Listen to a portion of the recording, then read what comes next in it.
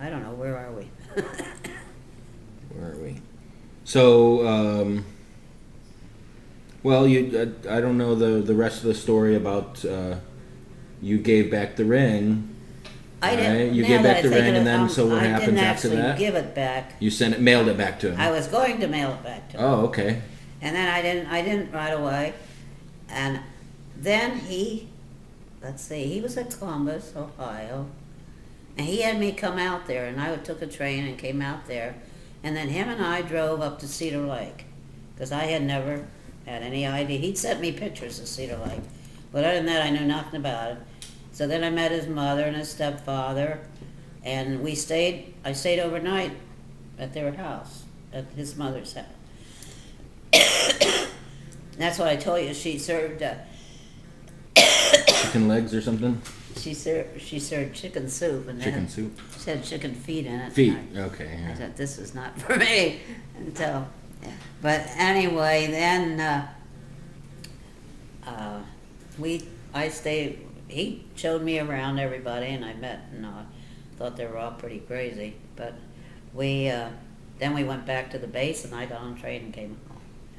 So, and I ended up keeping the ring. That's when I was going to give the ring back to him.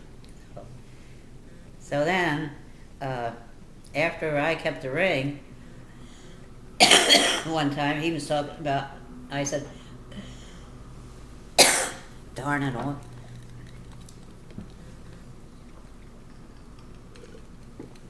I said, well, I always like to have a military wedding.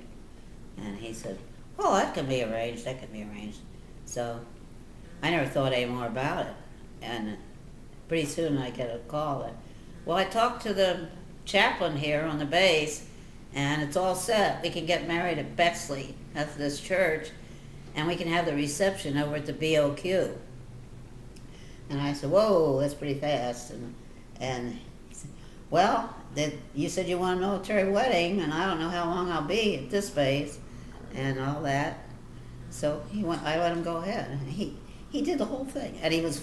I didn't do nothing. I bought a wedding gown. I mean, I had a gown, and I got Ruth, my sister-in-law, was my maid of honor, and well, the wedding's in here. You probably saw it. Mm-hmm. And he got his buddy that he flew with stood up and at the wedding, and the only thing and flowers, he did a fantastic job, and I didn't spend any money. My poor dad didn't have any money anyway for a wedding, and so I just left him do it, and he did practically everything, and he had beautiful flowers. What I carried had an orchid in the center, and we went over to BOQ, and we had a cake, and he had champagne.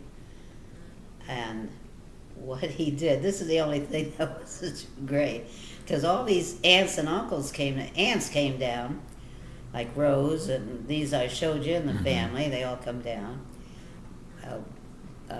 Bertha Wood came. She was real close with my mother-in-law. She was Woody's wife that had the barber shop, and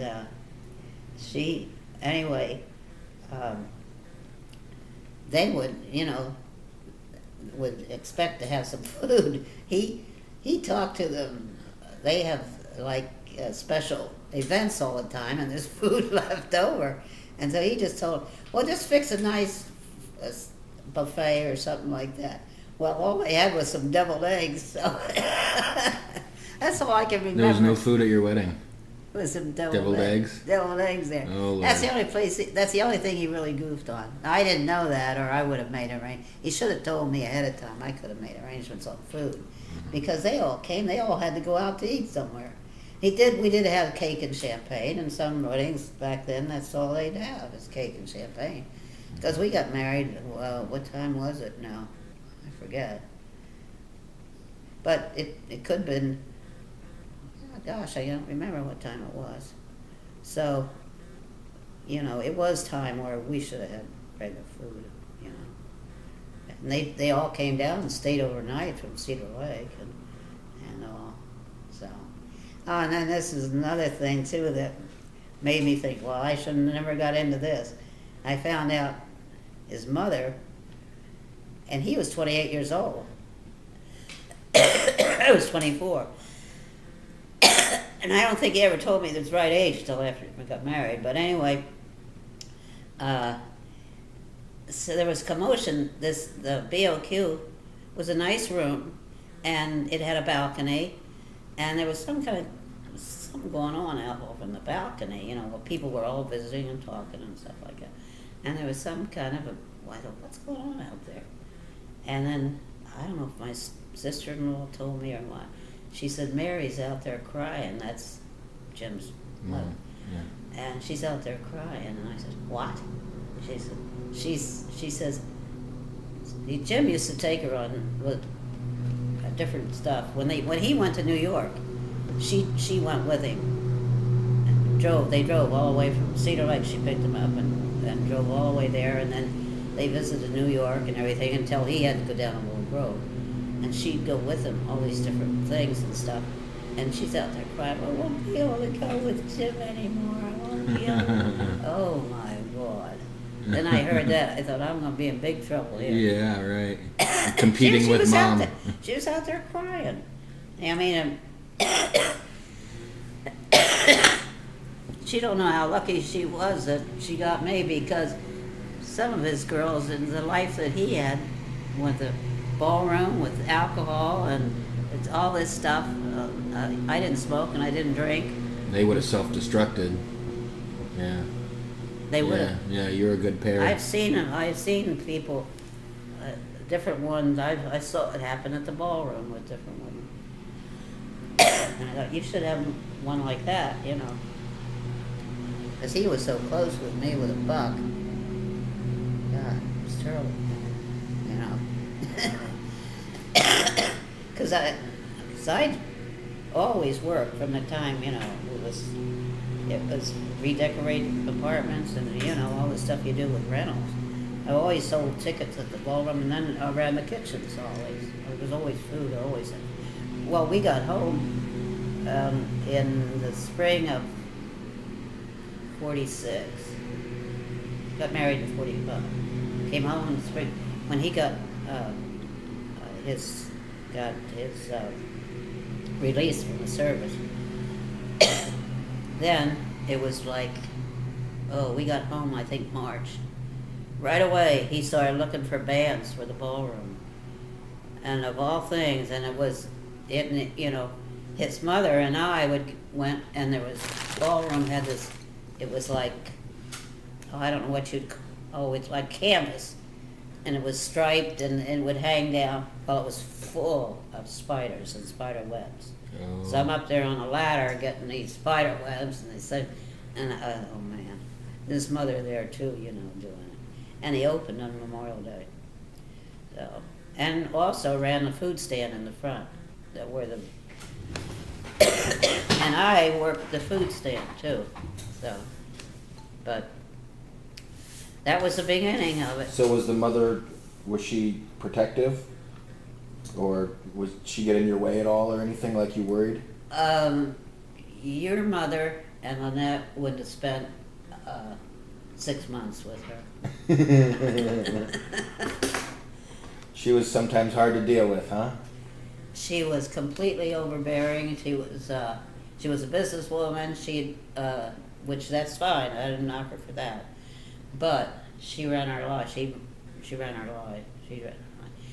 Well, from the time that the only thing she really was good about when the second was, let's see, we were married 2 years before I got pregnant with your dad, and that summer I didn't work very much, and they all told me, you don't have to do anything, just lay around and just eat. You eat for two and all this and that stuff, We had the food stand then, and at that time, pregnant women were not seen and they weren't heard. You just kept them somewhere and go back, You just they'd stay in the house, basically. Yeah, and you didn't wear the kind of clothes now. You wore something where you covered up, because by the time I was pregnant with with Brian, I worked the whole time, but I got really nice clothes, and I would work the ballrooms, sell tickets and everything, and the way I sat there selling tickets, they didn't even know They I was couldn't pregnant. tell, Or, yeah. I worked up until probably a couple weeks before Brian was born, but it was completely different with your dad, because I didn't know anything about being pregnant, and I didn't know anything about the whole thing, and so they told me eat and you don't go home and lay down and all that stuff. The woman rented our stand then that year. She would make me these real thick milkshakes. You could eat them with a spoon, and the most delicious cheeseburgers. And I just stuffed myself all summer. I thought, this is great. Then I go to have your dad, and he's 9 pounds. And I just about died. Well, I didn't do So that. then you learned your lesson, right? With Gary, he was 7 pounds, and I was real busy with when I was carrying him. It was a different story entirely. But that was the beginning of her life, and no, she was unbelievable. You just wouldn't believe it. She just she had to know everything we were doing every minute.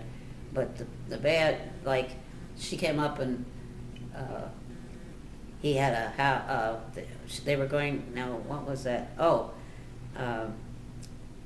they were putting tile down or painting. She was always helping, A lot of times you wish she'd go away, but she's always been used to doing that, and she wouldn't think she was helping out. But she was going to paint one of our apartments or something. And it was early in the morning. It was like 7:30 or 8 o'clock. We were still in bed. And we never locked or nothing. She walks in. She walks right in the bedroom. Oh. What color did you want with that? Did that room? And oh my God. Just lucky she didn't find us making love. Right. Nice. So that way she was real demanding and had to know every move you made or every move he made, So, but she was really, Denny got very attached to her because I was working all the time. She had him so a lot.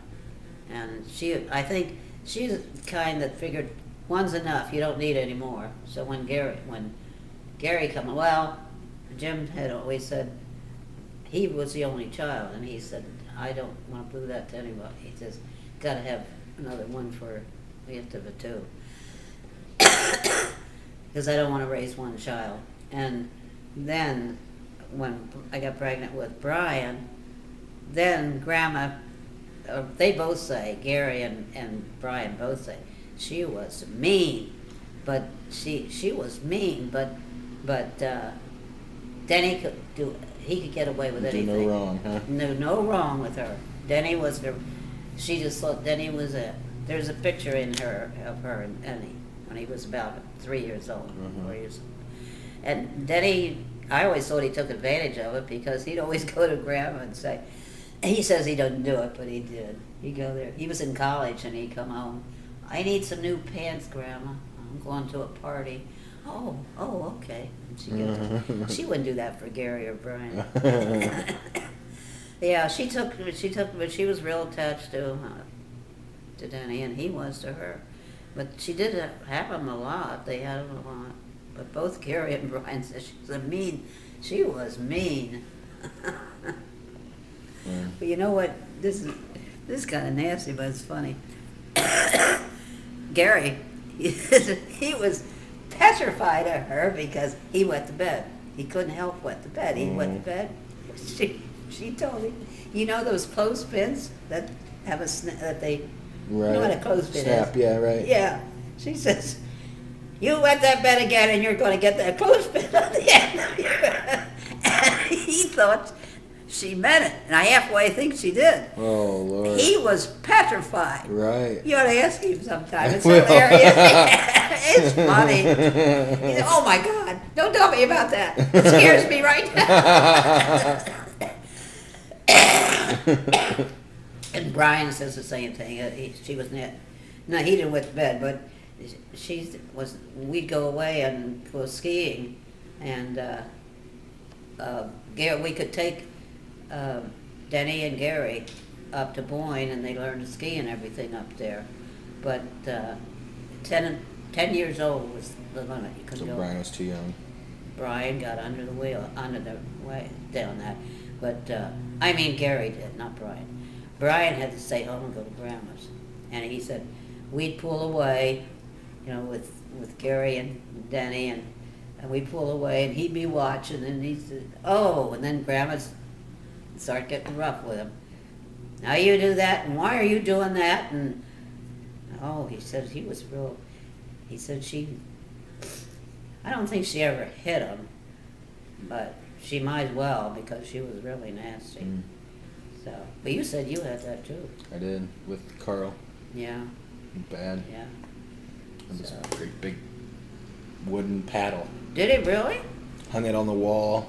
I can't believe your folks put up with that. I don't think they knew. Oh, you don't? I don't think they knew. I don't think I said anything until years later. You didn't? I don't know. I think I just said I didn't like him or I didn't want to go, but Oh. I don't know. I just think it probably didn't really register that it was something wrong. Oh. He was the adult. He knows what to do, right? I'm not supposed to. You know, Well- kids. I mean, I didn't know. I can remember where you and Mom would get mad at them because they would go to Venus and take care of Venus kids, but they didn't want to come and take care of. Right. She used to say that all the time. Oh yeah. Well, they can go down and take care of Venus, but they can't take care of Tim and Matt, Right. you know, and stuff. But I always liked having you. I always liked having you. Yeah, we had fun. So you and Matt, you know. So I know. Matt was. Oh, well, I had him. Well, you were gone. You were even married. Oh no, not married Probably yet. in high school then. Yeah, he would. He was in wrestling, and I stayed with him for a week. I think they went to Europe or went to. I don't know where. Germany. Hmm? He went to Germany in high school. Oh, you're Oh, talking my about parents. Matt. No, I'm talking about your parents. parents went, Your yeah. parents went. I know one time they Yeah, I went to know. Mexico to some Right. resort. Another time they went to. I think they went to Britain or London for a week, and I had Matt, and he get him up in the morning. That was a new pal. Well, I was in college then. Yeah. Yeah, it was a new pal, and he would. It was the bus would just about be coming. He's still in bed, but he'd make it. It was hilarious. Amazing. It was hilarious. And he wouldn't eat any breakfast because he wanted to get weighed in before for wrestling. Uh huh. It just drive me crazy because he wasn't eating anything. And I said, "You're gonna get sick. You're gonna eat something." "No, I can't. And then I'd take him to school, and he'd get weighed, and then he'd take these power candy, all Mhm. that stuff. You know, that was quite a time with him. I remember you, and you've heard the story over and over. When they moved back here from California and they put you on the airplane, you remember that, No. you know? No. I don't remember that. Well, they were driving to. They two are hilarious together. One had the truck and the other had the car, and they followed each other, and they didn't know what they were going to do with you. So you were about 2, something like that. Something like there maybe 3 at the most. I don't. Yeah. I don't know if you were that old, but anyway, they said this fraternity brother of Brian's came by, and they were getting all their plans to leave, and he says he was going to Chicago, and they said, "Do you want a passenger with you? You want to?" And you, poor kid, you didn't even know the man. You never saw him before. He took you then, this fraternity brother, on the plane and flew into Chicago, and I met you there with my sister-in-law, and we met you, and the first time I saw you, and I'm sure you've heard this, you were coming down out of the plane. I could hear somebody crying. I could hear the crying. Here comes this darling little boy with these curly hair and so cute. He's crying, you know, and you never knew me, and I had to go up, and Ruth too. And Ruth had brought, she knew, she was good with kids, so she had bought some toys. So then they didn't even have seatbelts. She sat in her lap all the way home back to Cedar Lake. Okay. And I can remember this, as she said, "Oh, one of these things is a little toy gun. Do you think their parents would want him to have that?" I said, gee, I don't know. I never heard that they did. So that was one of the little toy guns she had. She said, I should have got this toy gun, she said. But there was other toys she had. So and you get to my house, and you heard this story too. You wouldn't sleep. You would not sleep. And I had a crib and everything there for you. And I put you to bed and try to get you to sleep. Oh, no. So I just stay up all night with you. You wouldn't sleep.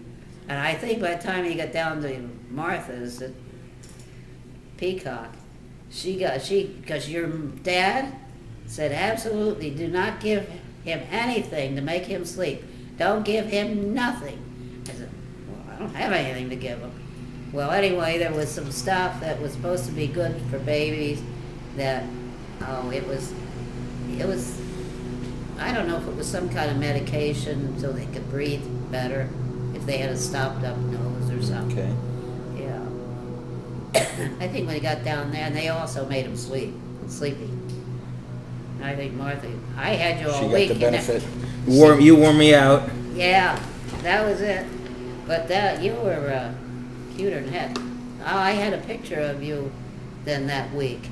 And then Grandma was staying there somehow, and she kept saying, do this and do that, and she was a royal pain. But the end of the week, then you moved down to Morocco, and that, I don't know what all happened down there. But that, I had a cute picture of you, and it was a movies of, you were so sleepy, and you were sitting in a high chair in my kitchen, and you were eating a cone, an ice cream cone, and you were gone. One lick and fall asleep. It's hilarious. Anyway, that was your story, and then they're losing each other all the way across the United States. They're calling, where are you at now? And your mother would be all frantic, I'm here so and so, and I heard about it later, how they had a heck of a trip. And then they wondered how you were doing too. They'd call me. Right. It was crazy.